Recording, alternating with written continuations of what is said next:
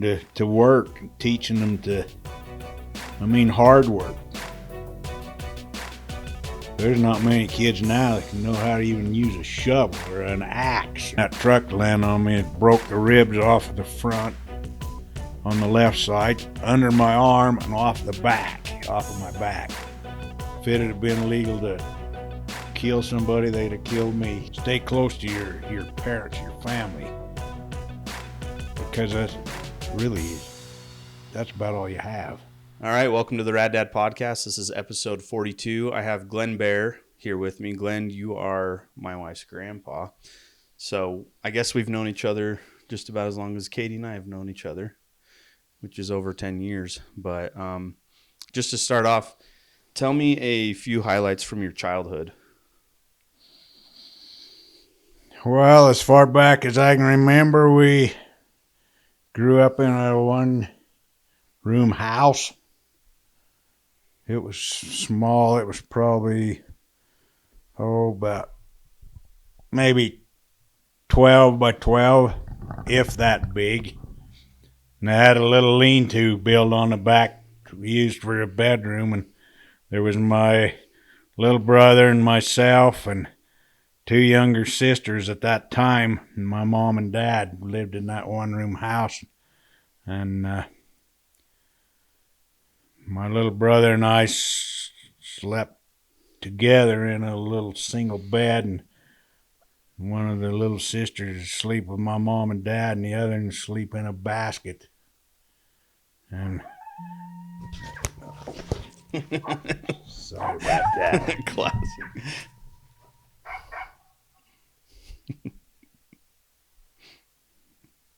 I'm not taking that out of the episode.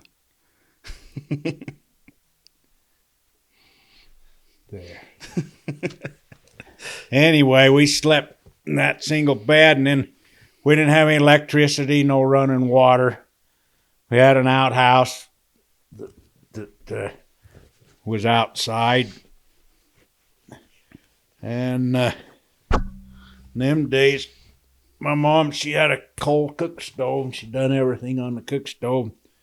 She hauled water from down lower on the ranch, and my dad had an old 41 Plymouth, and she'd take 10-gallon milk cans and haul the water in them milk cans from the well down there up to the house. But in the winter, we get so much snow, she couldn't get up and down the hill in the car, so she'd have to take a dishpan and go out in the yard and fill a dishpan with a plate and full of snow and then melt it on the stove.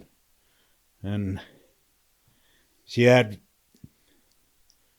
They didn't have throwaway diapers in them days. Mm-hmm. They had flannel diapers. So she had to wash them. So she tried to get us kids broke from diapers as fast as she could. we would take a bath on Saturday nights. Get ready for church the next day, and we'd always fight over who got to be first because we all had to use the same bath water. And she'd set a round wash tub in front of the cook stove on a chair where get it as warm as we could. I remember one time my little brother, he was in the bathtub and he stood up and he got too close to the edge and he tipped the tub over and splashed all the water out on the stove, and the steam rolled off. And anyway, and then when we'd have to go to the bathroom, we'd had to go out and go to the outhouse. But in the winter, you'd find lots of yellow holes in the snow around behind the house because me and Dale, we didn't want to go clear to the outhouse to go to the bathroom. But my dad, we had sheep there and dry farm. And so, and then we'd get so much snow that my dad would drive the team of horses in the sleigh over the top of the fences and didn't even know where they were. And us kids would get sick, and we didn't have a telephone. And But down on the bottom of the ranch there, my grandma and grandpa had a telephone. And we'd be snowed in up there in the winter. And if we'd get sick, my dad would go call the doctor downtown, and he'd come as far as he could in his Jeep. And then my dad would have to ride his horse down to get medicine to doctor us with and that. And but that's kind of what and we lived there till I was old enough to go to school, and then my grandpa had another ranch down closer to town, so I moved to town with my dad or with my grandma and grandpa and lived with them for a couple of years while I went to school. And then when my little brother got old enough to have to start school, and then my dad, he moved closer to town so that we could go to school. But I grew up in the sheep camp and around sheep. Grew up on a horse. I remember my dad I used to go with him, ride the horse, and I didn't have a saddle. I could reach the stirrups, and I'd follow him all day. And my rear end and my legs would be so sore I couldn't hardly walk from sliding around on the saddle, following him. But he used to take me and put me on the horse when I was 4 or 5 years old and tie a sack of salt behind this saddle, and I'd go up on the mountain and find my grandpa and take the salt to him so he could salt the sheep, and then he'd come down at night after he bedded the sheep, and I'd follow him down back home. But that's how I grew up until I was old enough to go to school. Are there any skills you learned in your childhood that you still use to this day? Oh yeah, later on we had a farm that, my grandpa had the farm, and then he sold it. My dad leased the farm. It was about 600 acres, and it was all flood irrigated and all dirt ditches. And I'll tell you, I got well acquainted with a shovel handle when I was a kid. I shoveled lots of dirt ditches, and we flood irrigated. We didn't have you never see a sprinkler in them days. But we had lots of water, and just learn to run the farm machinery, and I used to like to live at the sheep camp. I'd go spend the summers when I was younger, before I got old enough to have to do the irrigating and do the farming. When I was younger, before that, I'd go stay in the sheep camp with my grandpa and just run around the mountains with my .22, shooting rock chucks, and that's how I'd spend my summers. And then I'd have to come home and go to school. I didn't like to go to school. They'd have to make you come home and go to school. Yeah, I didn't like going to school, but they had to make me go to school. And so where do you think your upbringing is so different than my kids will have? Where do you think the world's missing the mark on raising children? Well, I think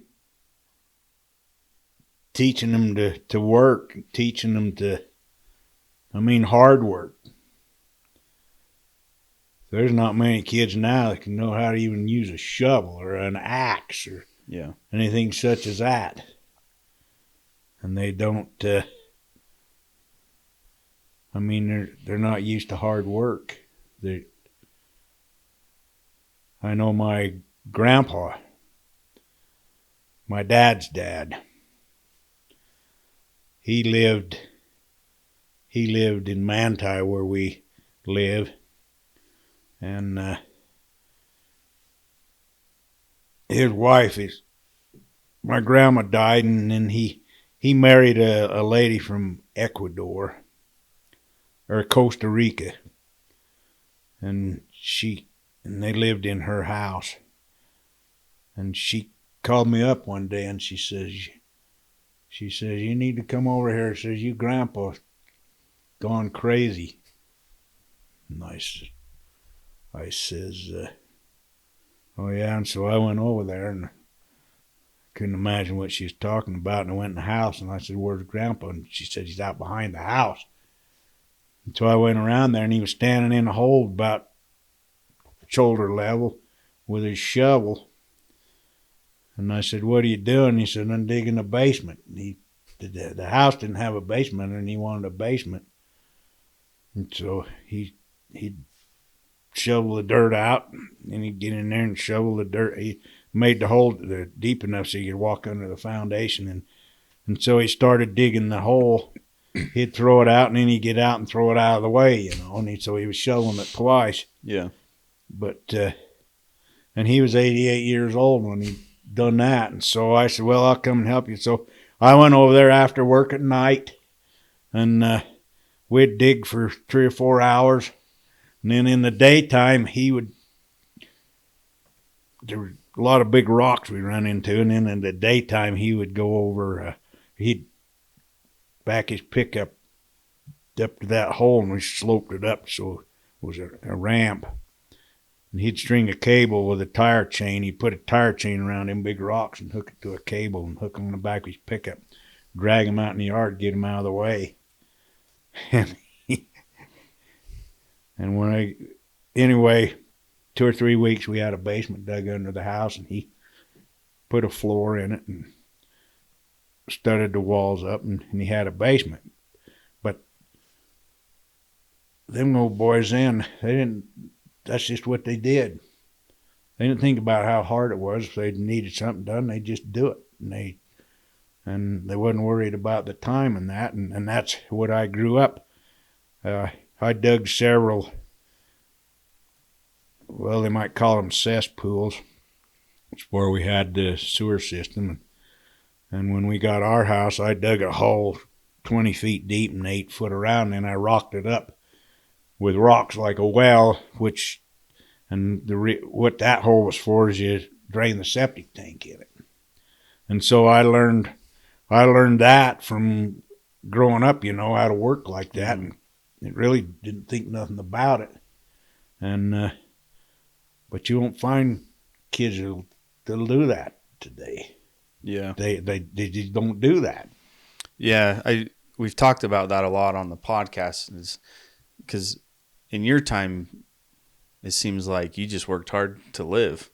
And nowadays, I'm like, how do I teach my kids hard work? Because we don't live on a sheep farm, but it's important to me that they learn it, right? Yeah. Because I was raised in a family where hard work is important. And I don't know, maybe we'll have to get some cows and sheep or something to teach Lincoln hard work.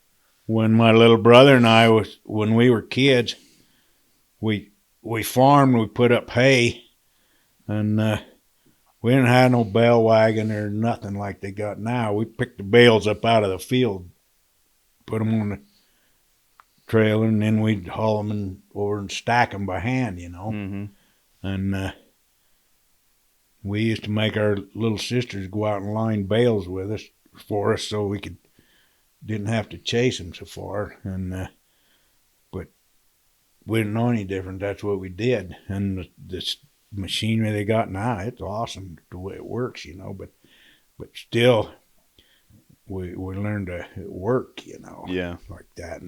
And when John was just a kid, he wanted an axe for Christmas. And I don't know how old he was, 9 or 10 maybe. He wanted an axe for Christmas, a double-bitted axe. So I bought him a double-bitted axe for Christmas. And we had a wood pile out there. I went up on the mountain and cut quakies for firewood, and I just cut them the length of the truck bed, and then when I'd bring them down, I'd saw them up with a saw smaller. Well, on Christmas Day, he went out there and started using his axe. And he come in, he says, it ain't sharp. He says, it's dull. So we sharpened it, and I mean, he spent hours out there chopping that wood. And when I think he was maybe 12, we needed some cedar posts, so we went and cut them cedar posts. And we cut them with an axe.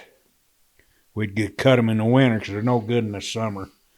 But we'd cut them in the winter, and then when the snow would go, we'd go up and drag them out to where we'd get the truck to them and haul them home. Well, we'd ride up on the horses and take our axes, and we'd go cut cedar posts. And John, when he was 12 years old, he could almost match me post for post swinging an axe because I taught him how, Mm-hmm. And kids just don't see them do that today. Yeah. Talk to me about any life or, I guess, close death experiences that you've had. John, if you talk to John, he'll say he's watched me die several times. Oh, I've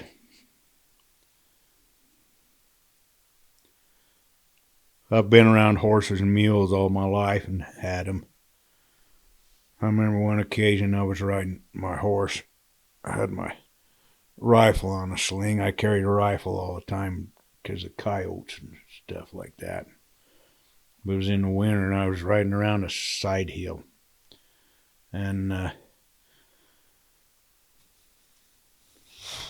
ground, it was froze.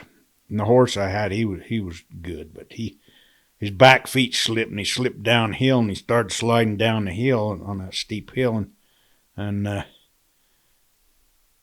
he caught his back foot on something, and he flipped over backwards and landed in the bottom of the wash, and I was under him. And I was under him, and he was throwing his head trying to get up, and I was trying to keep him from beating me to death with his head, and I was laying underneath him on my back, and the ground had started to thaw right there, and I was laying in the mud. And so I finally got my gun out from under me and set it up on the bank, and then I squirmed back as far as I could and put my feet on the swells of the saddle and just gave a hard push, and I tipped the horse up on his feet, and then got up and cleaned the mud off, and took me an hour to clean my gun up, and I don't know why, but I wasn't hurt. Mm-hmm. It didn't hurt me, but that could have been bad. Yeah. Because I know guys that got hit with a saddle horn in their chest here, and it kills them, And then another time I was out on the desert with the sheep, and we was getting ready to truck sheep home from the desert to get ready to lamb. And I got in the truck. We had a ton truck with a big heavy steel stake bed on it. It had a 500-gallon water tank in the back full of water that we used and for the camp. And anyway, I got in to go, and I noticed the clutch was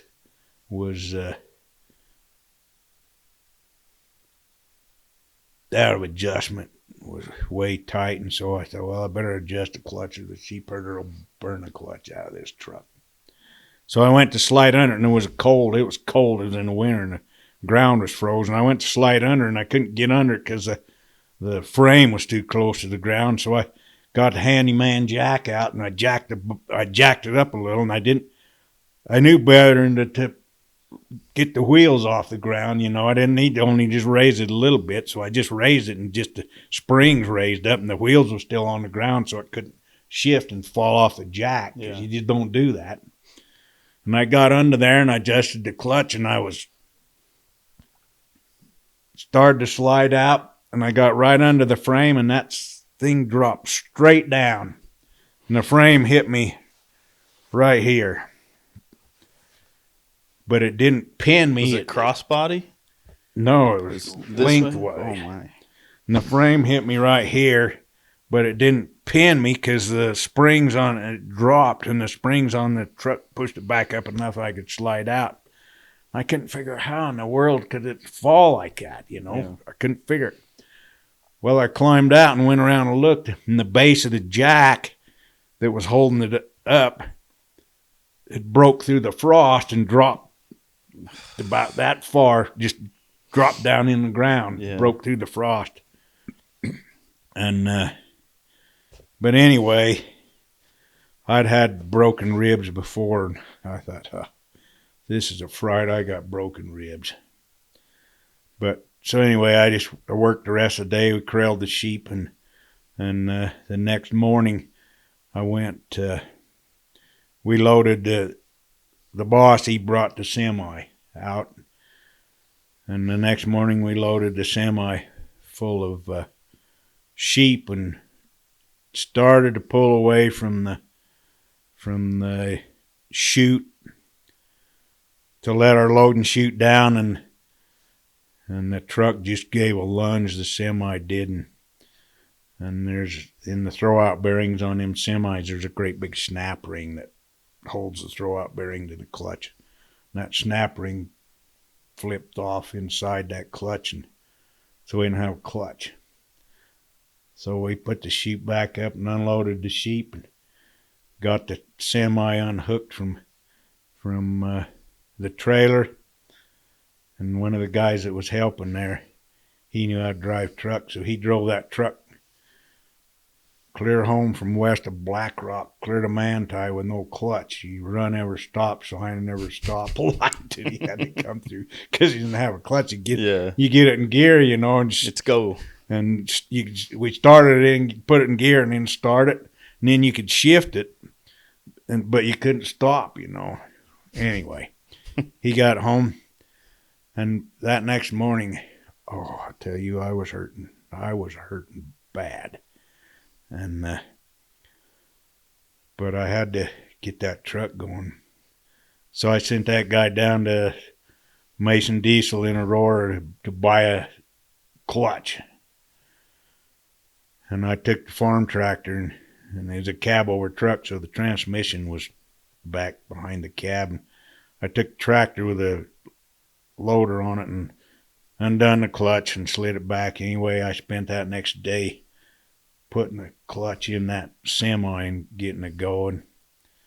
And them ribs hurt so bad. So the next morning, I went up to the doctor and he x-rayed me. And when that truck landed on me, it broke the ribs off of the front on the left side, under my arm, and off of my back. And anyway, I slept on the couch, couldn't lay down, couldn't lay in any position. I slept with and leaning against the back of the couch for 6 weeks. It took me to heal up. But I never missed no day of work. I can't believe that. I'd been shearing sheep, so I didn't have to shear no more sheep that spring because I had them broken Got ribs. out of that. That was a close one. But then John and I was up on the mountain herding sheep, and I was riding a sorrel horse, and he wasn't a bad horse. He was a little bit snaky, but he weighed about 1,200 pounds. And the creek kind of made an S turn there. And we rode down off this bank several times, and that's where we'd cross the creek. And I was in front of John. He was on the horse behind me, and we went down in the creek. And for some reason, that horse, he got down there, and he didn't want to cross the creek. And I worked him over the bridle reins, and he backs up the creek. He backs up that bank, and I couldn't stop him. He just backed right up, and there was a tree root sticking out about 6 inches off the ground. He hooked the back of his back feet on that tree root and flipped him over backwards off of that bank. And that bank was about, it's 6-7 feet high straight down into the creek. And I see what he was going to do, so I tried to push myself off to get off of him. and I hit the bank and ricocheted back under him. And anyway, he landed on me in the creek. I landed on my back with him on top of me, and the saddle horn hit me on the side here on the side in my ribs, and didn't hit me here. It'd kill me, but it hit me on the side.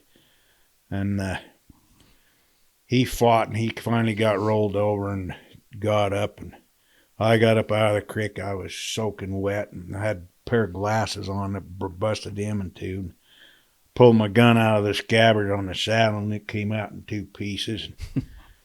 And anyway, I felt weird as heck. I thought I didn't know what was the matter with me, but I knew something was the matter. So anyway, I got, the next morning, we got the sheep took care of, and the next morning it took me a half hour to get out of bed and put any clothes on. I mean, I could take steps about 2 inches long. Oh, they hurt. Oh, and I couldn't hardly walk and couldn't hardly breathe. And so anyway, we finally got between John and had some really good dogs. Between John and the dogs, we took care of the sheep there for a couple of days. And it was about second day after that, had gone up on the hill a little ways, and I was hurting. I mean, I was hurting, and I couldn't get out of there because it'd been raining steady for several days, and we couldn't get out of there, and I didn't dare send John home by himself out of there, and so anyway, just had to stay up there. And so I was up on the side of the hill, and I thought, man, I got to do something, or I got to do something. So I kneeled down on the side of that hill, and I just told the Lord, I said, I'm up here, I got these sheep to take care of, and I need some help. The next day, and the day after that, I could feel myself I was still stiff, but the pain wasn't so severe. And it was about 5 days after the accident had happened, I was able to get on my horse again. And so I ended up staying up there the rest of the summer. And when I came down that fall, can't remember the occasion why I had to go, but I went to the doctor for something, and they x-rayed me. And I asked the x-ray girl, I says, what do you see? She looked at me and shook her head. She says, multiple fractures. And I busted my ribs and my pelvis, and wow. And my knee was about a foot wide for a couple of weeks. But anyway, that was a miracle, that deal. Yeah. But John, he always tells everybody he watched me die several times. Yeah. And then another time, he and I was up on the mountain and we was coming down a steep hill there, and there was kind of ledgy, and so I had my mule, and I had another and hooked on the saddle horn over the lead rope. And I was leading him. I was walking because it was steep there. And as sure-footed as they are, it's still kind of some places a pace to walk. But anyway, I was walking, leading that mule, and he was quite fast at going down rough stuff. And the other one behind him didn't want to go that fast. And so we started to go off of that ledge there, and that other mule hung back. He hung back, and the one I was leading tried to step, and when the other one hung back, it lifted that one's front feet up, and then finally the other one came down behind him, and the mule kind of lunged forward, and then both feet came over the top of my shoulders. Me and that mule went off of that ledge, just head over heels, end over end, and that mule rolling on top of me, and finally I got stopped, and he rolled a couple more times and slid in under a pine tree, and I stood up and found I had my pistol on the side, and I found my pistol and some other things that I'd had in my pocket that I'd lost, and then I went down to the where the mule was, and I turned him around. He got on his feet, and he seemed to be all right, and I wasn't really hurting. But John says, "Man, I didn't think you was going to get up from that deal." And that's what he told me when that horse fell on me in the creek. He said, "I didn't think you was going to get up from that, Dad." Anyhow, as we went on down the hill, and it's like my right shoulder started getting stiff on me. Next morning, I couldn't lift my shoulder. I couldn't lift my arm, only I couldn't lift it.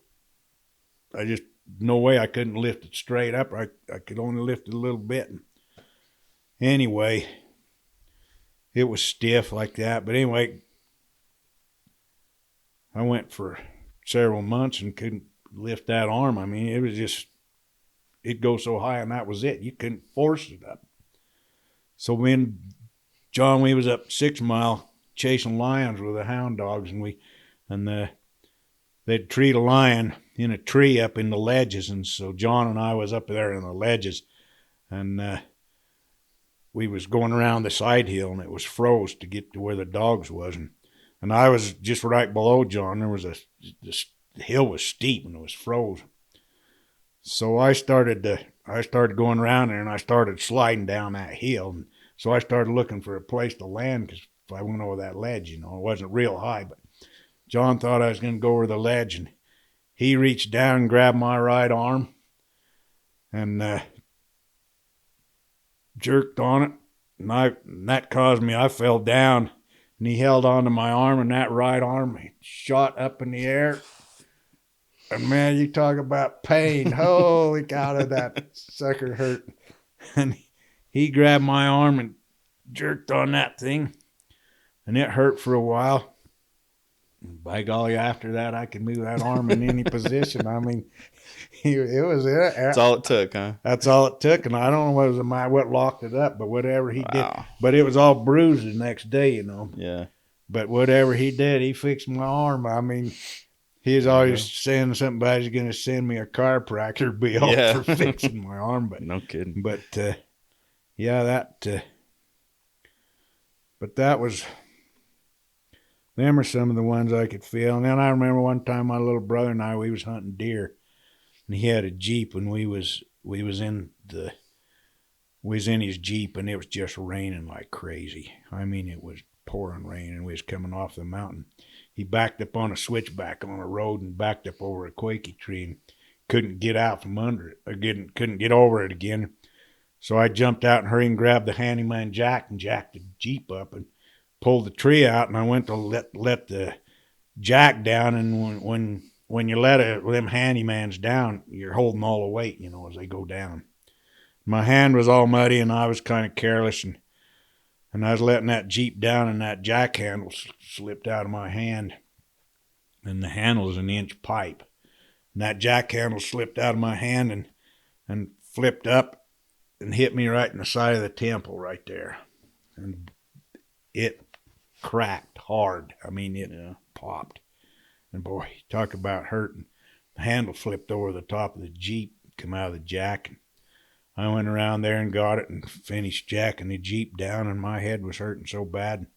And it didn't knock me out, but it probably felt better if it had. But anyway, my little brother looked at me and he said, "Holy cow," he said, "you got a hole in the side of your head." And I said, "Boy, that jack handle just hit me." And then I started getting sick. So anyway, we came down off the mountain, and my pickup was there, and we had a tow bar on that Jeep, and we hooked it up. I said, "You'll have to drive." I said, "I'm getting sick."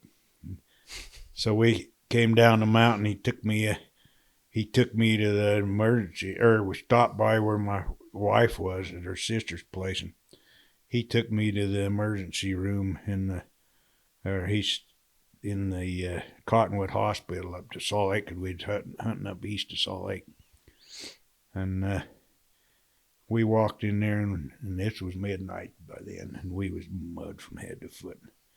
We walked in there, and he told the nurse, said, "Can I help you guys?" And he says, "Yeah." He said, "I just whacked this guy upside the head with a piece of pipe, and he needs to get looked at." And she looked at me, and she said, "Oh, my word, you go sit down." So I went and sit down. So I sat there, and I was hurting. And pretty soon the doctor came in, and he said, "Boy," and he said, "We got to take you and get an x-ray right quick." So they took me and x-rayed me, and then he told me what was the matter, and it had caved the bones in on this side of my head. And he told me, he said, "Really?" He said, "That should have killed you." He said, "Where you got hit like that and what it did," he said, "it should have just flat killed you." So they got a plastic surgeon, and he said, "Well, I'll operate on you the next day, next morning." He said, 8 o'clock in the morning, I'll be back here. So he did, and he fixed me, and he pushed bones. He cut me in my eyebrow and under my eye, and then reached the tools in there, and he pushed the bones back out in place and put some stainless steel in there to hold them. And so to this day, I got stainless steel inside of my head. Jeez. But anyway, that guy must have been good, because I never had a headache from it. Yeah. After he fixed me. Looked like I'd been in an arena with some boxer. My face was swelled up flat, Jeez. But that was a pretty close call. Talk to me about your experience becoming a father, how that changed your life. Oh, that changed our life. My wife and I, we was like 24 when we got married. And we tried for a couple of years to get kids and couldn't. And my wife said, "Well, let's adopt one then." So we started talking about that. And then she come home one day, and she'd been to the doctor, and she says, "Guess what?" And I said, "What?" And she says, "We're going to have a baby." So we thought good about that. So anyway, things went good, and she and I went home one night after work, and she said, "I got to go to the hospital." And when I'd left work, I was mechanicing then for Cox construction company there in Manti. And the boss had asked me when I left work, he said, "Would you go to the quarry tonight?" He says, "Their D9 over there's the turbo's getting hot." And he said, "Would you go see if you can figure it out?" And I said, "Okay." So I threw some tools in my pickup, and I headed home, and then I was going to go right over there. And my wife says, "I got to go to the hospital." So I said, "Okay." So we loaded her in the hospital. They're in the pickup and headed for the hospital. It was in Mount Pleasant then. And we got to the hospital, and I still had my work clothes on. And we got to the hospital, and I packed her suitcase in. She went in the hospital, and the nurses took care of her, and they took her to a room, and I left her suitcase, and I said, "I'll see you. I got to run and do this." So I run out, got in my truck, went around the Nephi and back down towards Levan where the cat was at that gyp quarry. I went up there and worked on that cat for, I don't know, 2 or 3 hours, and got done. And I was greased from clear to my armpits. And so I went down to Gunnison, back around home there, and stopped and cleaned up. And went to the hospital, and she hadn't had the baby yet. But man, when I went in that hospital, those nurses laid into me, man, they was gonna, if it had been legal to kill somebody, they'd have killed me. They thought I was the lowest form of life for just bringing my wife in there and just leaving her. And so anyway, anyway, when she was still in heavy labor, so I was there, and when the baby was born, and it was John, he was our first one, and we was pretty tickled about that. And so anyway, we took him home, and we blessed him. We used to have 3 churches there in Manti. There was a north ward and center ward and a south ward, and each ward had their own building. But the church condemned the old north ward building that we was in, and so the very last Sunday that we met in that building before we had to go to one of the others was the day that we blessed John, and he was the last one. And anyway, and then we got Gina. And I mean, your whole life changes when you get kids. I mean, those kids are pretty much the boss, it seems like. Yeah. Yeah, that just, and gives you more purpose in life, And I mean, just, it was awesome to have kids. And then, so we had John and then 3 girls. I remember one time, John, he'd had all the attention, I mean, he was a kingpin, and then when Gina came home, kind of deflated him a little bit. And he had a cork gun. He had a cork gun that he'd shoot corks, And when Gina was in the other room, and one day John came out of his bedroom and taking long steps, and he had his cork gun. And I said, "Where are you going?" He said, "I'm going in there and shoot that baby." But he finally grew out of that. It didn't take him too long. And then the other girls came along, but it just changed your life. I mean, gives you purpose, and you have to just change the way you live. Yeah. Did you ever have any doubts, like, am I providing enough for my family? Am I being a good dad? Am I teaching them what they need to know? Yeah. Sometimes I remember when Gina was little, we never learned how to be parents until we got girls. Because John, he was so easy to deal with, He'd go with me everywhere. Yeah. I mean, that kid had been on the top of most of these high mountains by the time he was 4 years old, because I'd haul him on a backpack or put him on the horse and just take him, all the time. And then Gina, and he was easy. When Gina came along, she was harder to deal with, just a different personality. And we'd been getting after quite a bit for different things. One day she asked, I think my wife was there, she asked my wife, she says, "Do I ever do anything right?" And that was pretty sobering. So we had to kind of open our eyes to things like that, Yeah. And you wonder. I never did worry about providing stuff for them, because we never really, when I was a little kid, I mean, we did without all the time, but me and my wife, we always had pretty much what we needed and that, and the kids did, and but it changes your life. It sobers you up. You gotta. Yeah. Some people say you can't really become a man until you have kids. Yeah, and I always said, well, what you say is right. I always looked at other people and see what some of their kids were doing, and I thought, man, if that was my kid, I'd wail the tar out of it. Yeah. But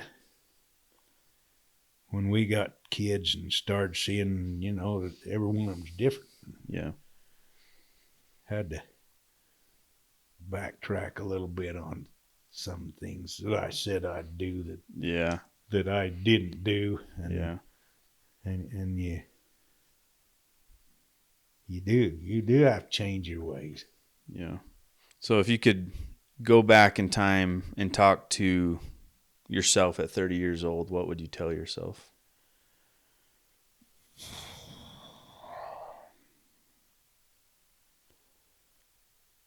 Well, I'd be kinder to my kids, and I'd be kinder to my kids, and I did spend a lot of time with them when they was little, especially John, and I used to take Gina a lot too, and Darla. Diana, not so much. She always said if you'd buy me a sorrel horse, I'd go with you horseback riding. She was a little bit scared of him, so I bought her the prettiest little sorrel horse she ever seen. I think she only rode it a couple times, but I'd do more with him, and I'd be more gentle with him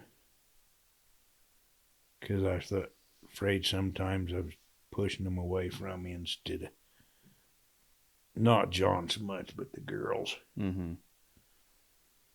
So I didn't know how to deal with girls, Yeah. but that's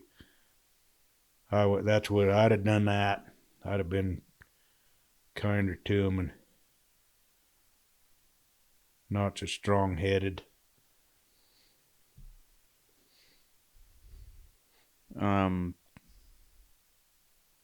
What satisfaction do you feel from watching your grandkids now grow up and create family and have a successful life? Oh, grandkids are the goods. Grandkids are the goods. I mean, you'd like to tell them more and like to advise them more, and you can to a certain extent. I mean, you just feel good when you see your grandkids do good, and when you see some of them that's not doing so good, that have pushed away from you and wanted to rebel. It's hard to do that. I mean, I've seen you take there's like Katie and LeGrand.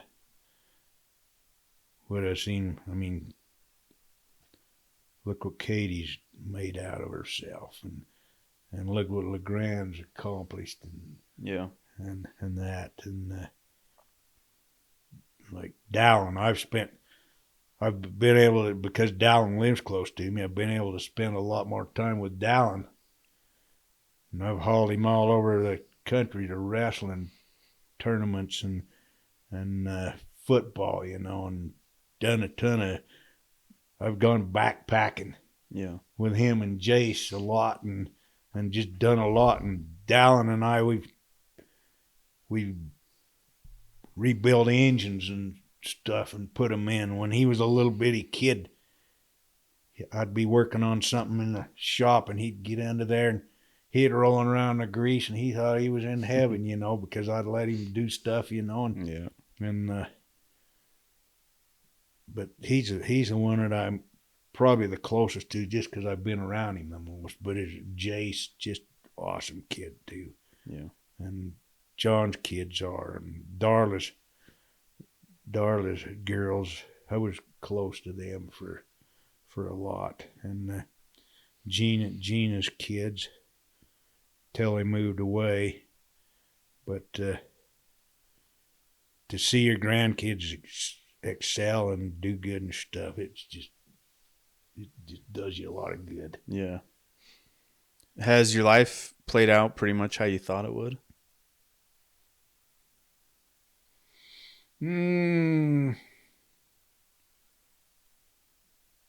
Yeah.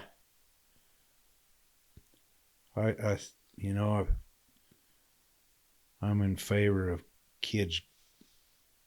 You like to see your kids and your grandkids get educated, and do stuff, good stuff. But I went to college a couple of years, but I never, and I'm not saying it didn't help me, because it did, but what I went to college for, never done. Probably used more of it than I realized, but I'd made up my mind when I was younger. Well, I liked farming, but then I got mechanicing, and I liked to do that, and so I did that for 50 years, along with the farming and all that stuff. Mm-hmm. But and I've stayed active in the church, and I'm not saying I'm good, but I've stayed active in it, and that's meant as much to me as a lot. And I went on a mission, and when I think about it, if I hadn't have gone on a mission, a person don't know what they miss until they go on a mission and come home and then think back about it. What if I hadn't have done that? Yeah. That'd have been the hole that couldn't have been filled any other way. Yeah. That's one of the highlights. Although it was hard, and I went to a big city, and I wasn't a city person, that's for sure. In fact, when I got my mission call, they asked me when I filled out the papers, will you go wherever you're asked? And I said, I'll go any place but a big city. And I'll be danged when I got the mission call, it said, you're called to the Eastern States Mission, and the mission headquarters is 973 Fifth Avenue, Manhattan Island, New York. Oh, I stomped around the house for several days about that. Finally, my dad told me, he was the bishop then, he says, you got to let him know if you're going or you ain't going. So I said, I guess I'll go. So I did. And as hard as it was, I'm glad I did. Yeah. Because there's nothing there to replace it. As you've grown older, how has your perspective of gratitude changed? Oh, a lot. I mean, gratitude, a person that don't have gratitude, I mean, they're just, I seen a quote about that the other day, and I thought, man, that really fits, and I can't remember what it was. It was I think it was by Elder Holland. I can't remember, wish I could remember it, but yeah. A person without gratitude, when I think back and I start thinking, I've got so much gratitude for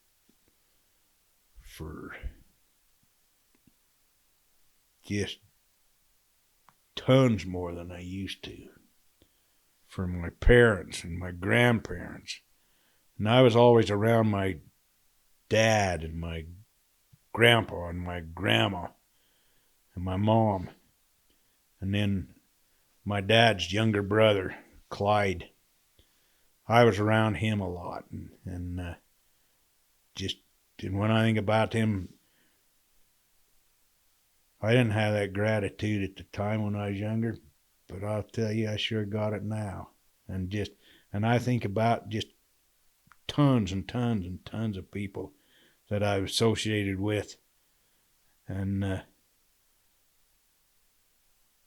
I feel the gratitude for them and what they've done, Yeah. and grandkids and kids and just people in general, Yeah. Well, I ask all my guests the same question, the last question. And that is, if there's one lesson you want to leave with your family when you're no longer here, what's that lesson?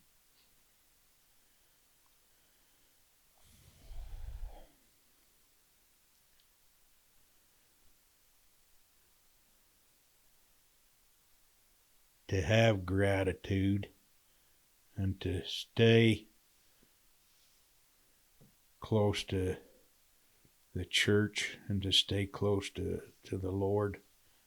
And I mean, have him in your life, because what we have when we leave this life. I mean, eternity is a long time. It's a long time. And so what we do here has a really whole lot to do with what we do there. And so just do good. I mean, be good, live good, and do good, you know. Do good to others. And to appreciate what people do for you, and appreciate what the Lord does for you. And that, if I was to tell my grandkids, that's what I'd tell them, is to stay close to the Lord, and stay close to the church, and stay close to your parents, your family, because that's about all you have. Yeah. That's of any value, you know. Yeah. Association with other people too is valuable, but your family and stay close to the Lord. To me, that'd be the most important thing. Awesome. Well, thanks for letting me talk to you a little bit, and thanks for sharing your thoughts and stories. I really appreciate it.